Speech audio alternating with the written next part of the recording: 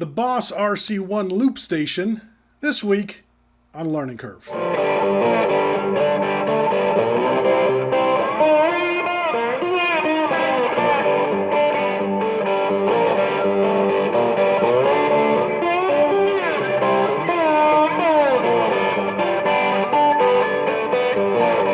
I am Spencer Thomas. Thanks for watching Learning Curve. If you're new to the channel, I hope you'll take a second and like and share and subscribe and maybe get Learning Curve tattooed on your face and change the name of your oldest children to Learning Curve, etc.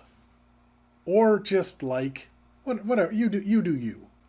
I use a looper a lot as a practice tool, and lately I've been using it in performances when I do stand-up. And as you know, the looper's job is basically to get stomped on. Just stomp, stomp, stomp all day long.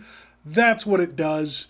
And in the past, I think I've been through 3 loopers in 3 years. I usually don't spend any money on them, or at least very little.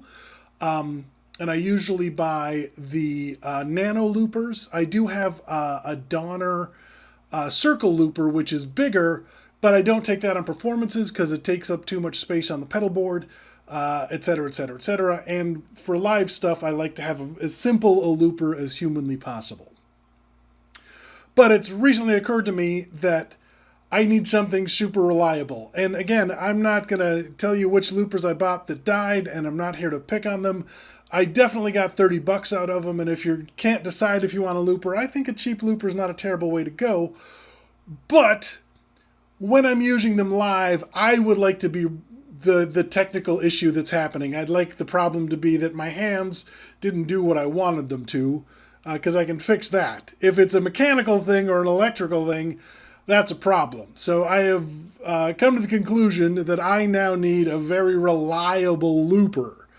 Now, Boss is pretty famous for being reliable. If you Google Boss and reliable, you will find a Library of Congress worth of posts about people telling you how they've blown theirs up in a nuclear explosion and it still worked. Now, if you watch this show a lot, you probably know that I live in the middle of nowhere, which means I tend to buy a lot of things off of Amazon or Sweetwater, especially over the last year. Because of the pandemic, it was just a great year to stay home, play guitar, and buy stuff online. But since I was out traveling and since there was an actual honest-to-God guitar store that I could go to, I went, and it was great. You should try it if you haven't. Bob was the guy behind the counter. He was an older gentleman, and we started talking about guitars. Turns out he had a 58 Burst, and when I'm recording this, Keith Williams had just put out a 5-watt world about the early Gibson Bursts. Now, Bob had pictures to back it up.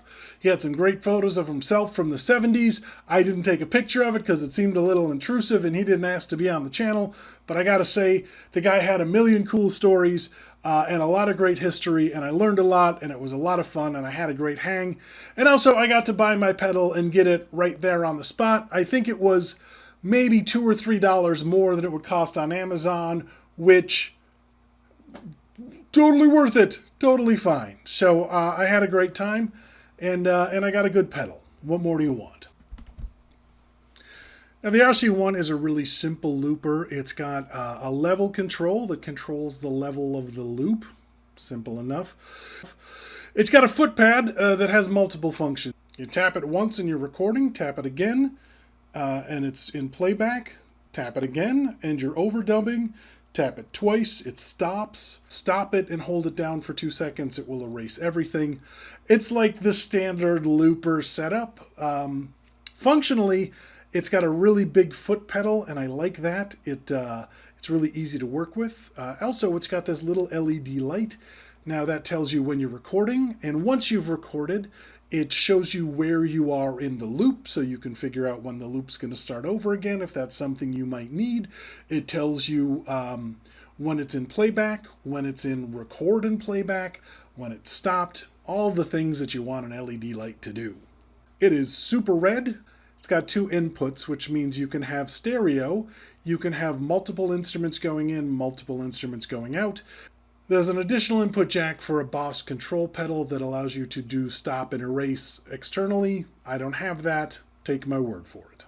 All right, I'm just going to give you a quick playthrough.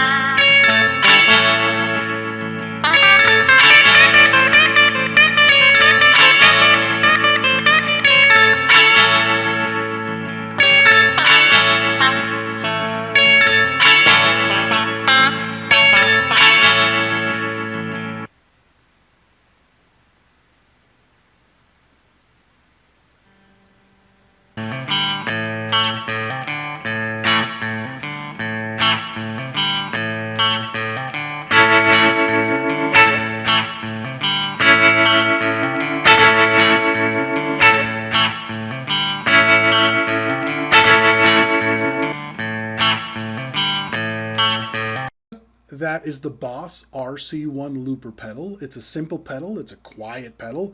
It's an affordable pedal with a reputation for being very reliable. My name's Spencer Thomas. If you like Learning Curve, I hope you like, share, and subscribe. I hope you're being nice to each other. We'll see you next week. Thanks for watching.